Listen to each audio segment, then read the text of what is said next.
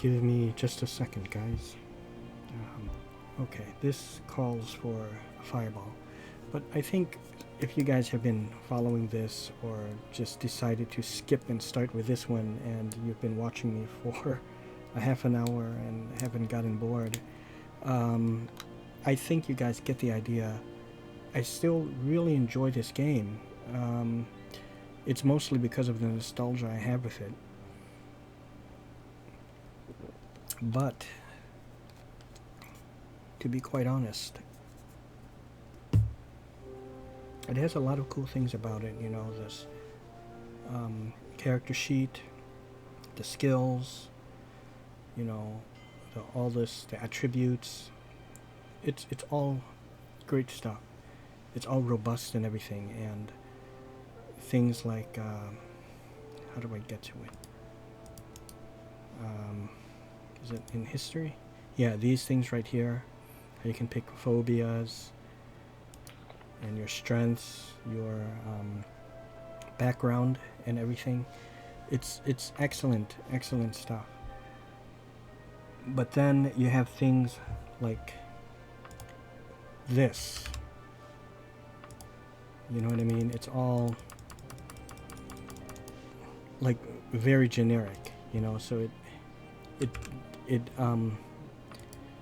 it doesn't make the citizens in the world feel alive. Oh, who would have thought it? Scored barrow, that's an empty castle. Yes, that I know already, but can you tell me something new? I heard of you, Alea. How could have you? Oh, unless now, you know, from all these people I've been pestering about this place.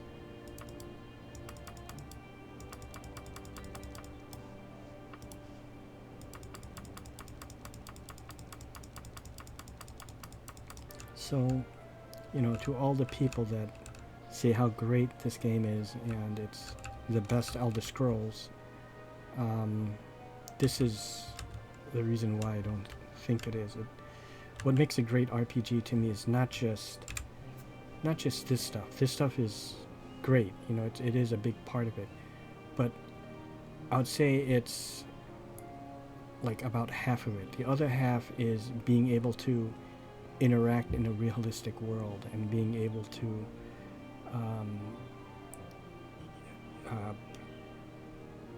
interact with the world like in a realistic way, to be able to role play a type of character, role play someone who can I'm not good with words, right, but it's like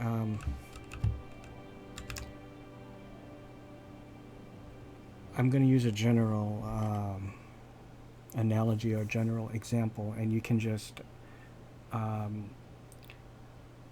use applied knowledge about what I'm saying, okay? I can, and I brought it up before, I can choose to be a farmer. I can choose to be a traveling merchant in something like Skyrim and go around and just buy low, sell high, raid dungeons, be a tomb raider and sell artifacts to the Khajiit caravan and only deal with the Khajiit caravans and no one else. I can sit down at a tavern and have a meal. I could pretend I actually work there at the tavern, in that tavern part-time, and actually you know, talk to the people and pretend, sell food, be like a food supplier to them, or pretend that I'm you know, I can lay down the food at the table, you know, and pretend that I'm serving the table, and then take the dishes, although I believe taking the dishes would flag it as stealing. So either you can just have dishes of your own and, you know, lay it out and then just collect your dishes if you like, go out to the river and you can grab things, grab items literally in the game with the grab button, and it'll be suspended on the screen, and dip them into the river or the lake, simulating that you are washing the dishes, you know, and the silverware and all that. go back and reset the table if you like. And you can choose to spend your time that way if you so desire. You don't have to, but the game goes so far as to allow that. Or you can just play it and be the Dragonborn and fight skeletons and goblins and orcs and all that great stuff.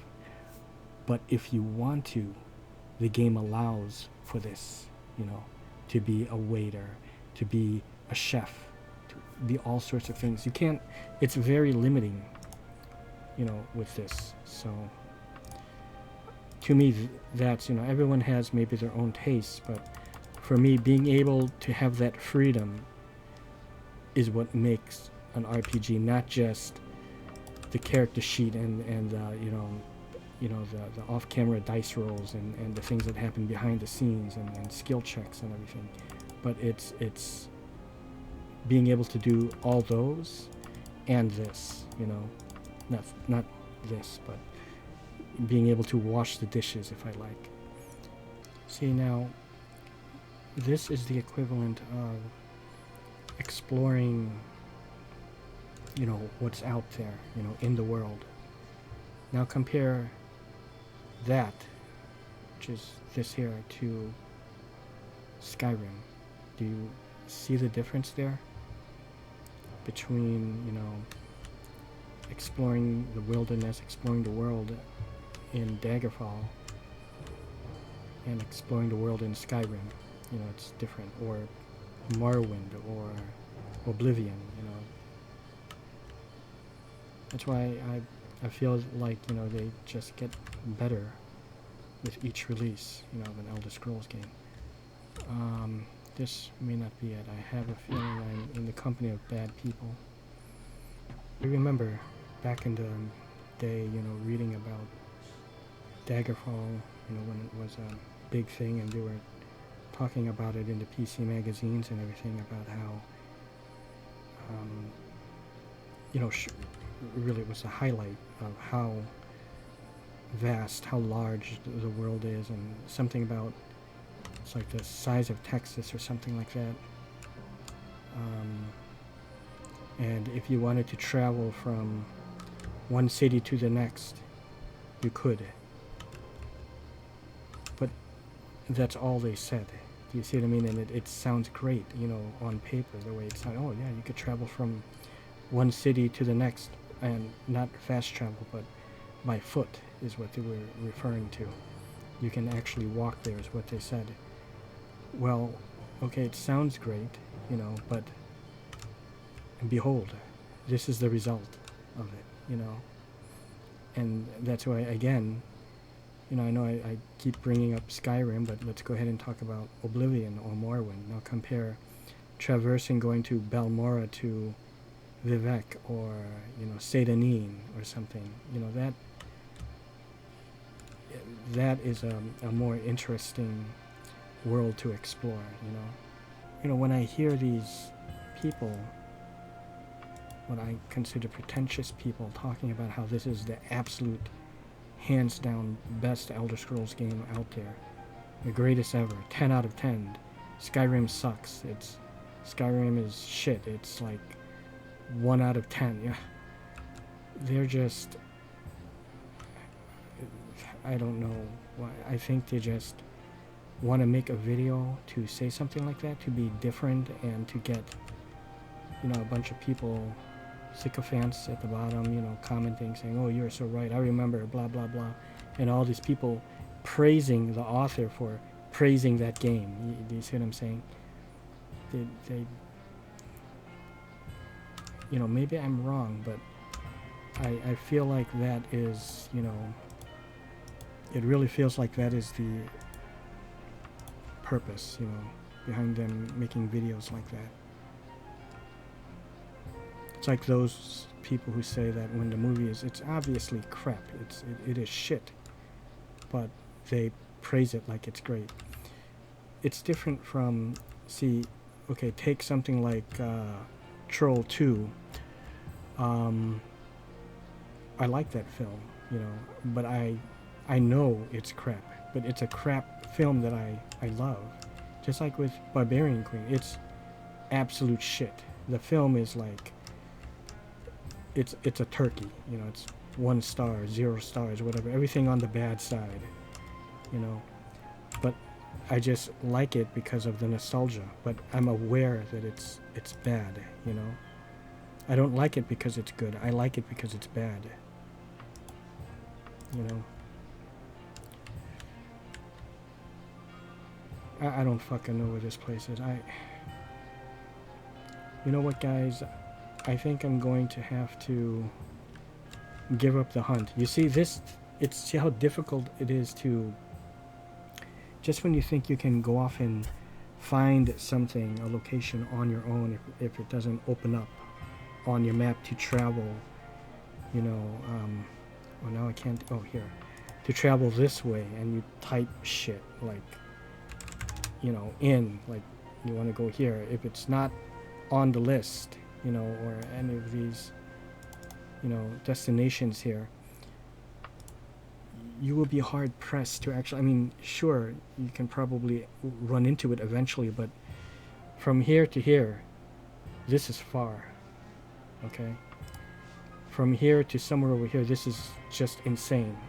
Do you see what I mean? So even though I'm in the general area, if I was to still hunt around this whole thing, it's very, you know, the way everything looks, and sometimes a dungeon can just be